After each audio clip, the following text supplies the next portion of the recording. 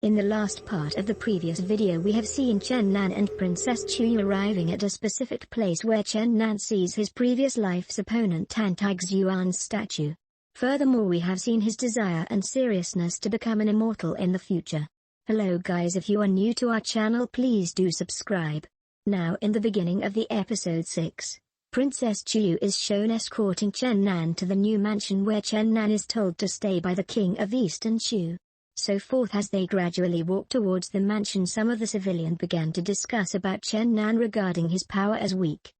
Nevertheless Chen Nan heard their conversation but he did not heed their words because he wants to stay low profile for the time being, as his goal is to study the ancient books in the book depository of the Eastern Shu kingdom to find some clue about his resurrection and his opponent Tan Taixuan.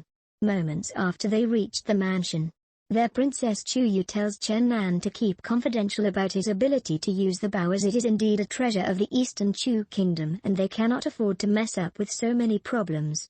Without any hesitation Chen Nan indeed agrees, but as their conversation were going on, suddenly a young man named Sima Lingkong with his dragon named Swallowed Sky came flying over the courtyard of that mansion and started to hunt the slaves.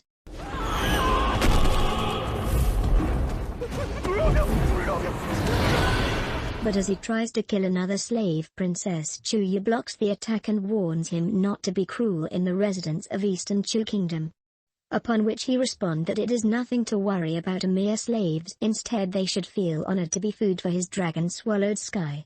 Furthermore he compliments Princess Chuyu for her anger on him and starts to flirt with her. At that moment Chen Nan also arrives by the side of Princess Chuyu. Following this Chen Nan asks her about who Sima Lingkong is. But before she replied to Chen Nan's question, Sima Lingkong interrupted her and insults Chen Nan by commenting that he is just a poor individual from a poor villages on the mountainside and is not worthy to come to the royal place and have soft rice and meal. Upon hearing that she immediately grabbed Chen Nan's arm and hugged tightly. In contrast Chen Nan tries to free himself from her, but Princess Chuyu makes an innocent face and finally managed to persuade him.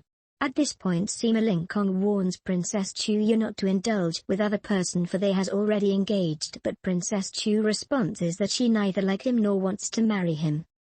Upon hearing that, Sima Lingkong burst out of anger and comes forward to remove Princess Chuyu hands from grabbing Chen Nan, but immediately stopped by Chen Nan. However he managed to free his hand and charges his power to attack Chen Nan, but immediately stopped by Princess Chuyu, warning him that he cannot break the rule of Eastern Shu kingdom and if dare to do so he would be responsible for himself to bear the consequences.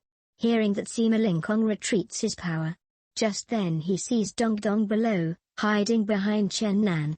As soon as he saw Dong Dong he demanded them to give it to him, but Chen Nan instantly refused his demand. Furthermore he asked them to say out the cost, yet Chen Nan still refused his demand. At this point Sima Lingkong get irritated and slowly approached Dong Dong and asked it to follow him, but Dong Dong too refused his proposal. Just then he abruptly catch Dong Dong tightly, but Dong Dong bite his hand to escape. Hence Sima Lingkong blow Dong Dong with his spiritual power. Chen Nan and Princess Chuyu immediately reached out towards Dong Dong, who have become so weak and almost unconscious. At this point Princess Chuyu immediately aroused out of anger and asks Sima Lingkong to depart from her sight. Following this Sima Lingkong tries to bring Princess Chuyu to favor his sight, but Princess Chuyu refused to listen any more words from his mouth. Since he could not bring her to favor his side, he blamed Chen Nan as the cause for the incident.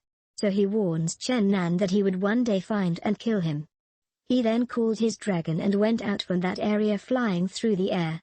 After Sima Lingkong departed, Princess Chuyu ensured Chen Nan that she would take Dong Dong to her chamber for healing. Chen Nan immediately agrees. Following this he angrily watched toward the sky where Sima Lingkong has left with his dragon. Meanwhile that night in a mansion, Sima Lingkong is calming his mind, ensuring that he would anyhow find Chen Nan and kill him. After that he ordered his steward to bring him a fine wine. So the steward went outside and ordered the guards to bring the wine, but as the guard steps forward suddenly someone strangely kicked the guard back, making him to immediately get into unconscious state.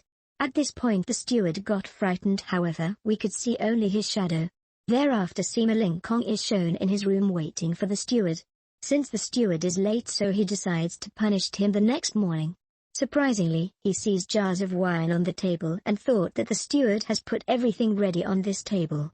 Soon he tastes the wine, but it tastes like vinegar, which is indeed true.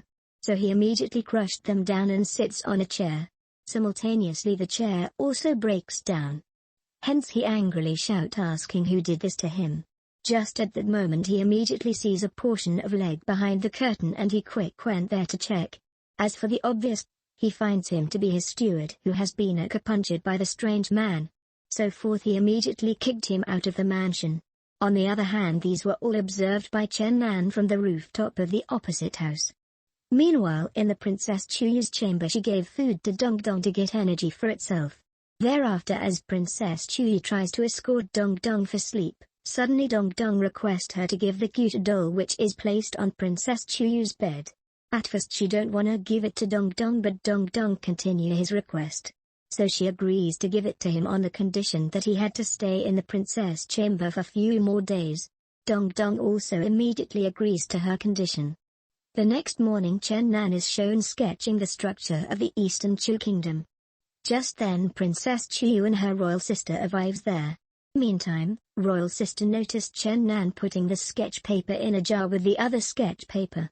Following this, Princess Chu grabbed one of the sketch paper and sees it. Chen Nan seems frightened to the fact that he didn't sleep last night and explored the kingdom, and if they saw the sketch they would immediately suspect him as enemy. But surprisingly Princess Chu picked the other sketch paper of Dong Dong. She heartfully laughed at Chen Nan's childish sketch. Thereafter royal sister makes sure Chen Nan to start the treatment for the restoration of his spiritual power. Without any hesitation Chen Nan agrees to take the treatment because he wants to stay low profile, not telling them that he has already regained his power. The treatment goes on for several days, while every afternoon after the treatment Princess Chu teaches Chen Nan the present way of literature and writings.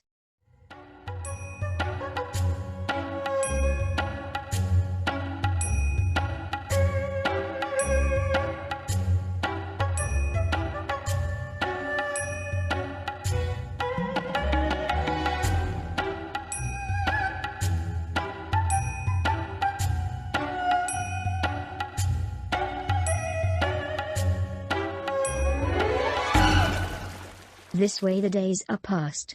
One day they were sitting outside on the courtyard.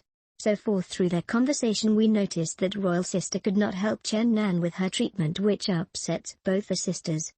But Chen Nan knew himself very well, yet for the sake of his goal he pretended to be low profile, not showing his true power. In fact hiding his power. But royal sister do not want to give up, so she emphasized to keep the treatment until Chen Nan fully recover his power. Following this she went away with her panther. Thereafter Princess Chu asked Chen Nan to go to the book depository, and Chen Nan also willingly agrees with her. This is how episode 6 ends. Thank you for watching. Please subscribe and share. Bye.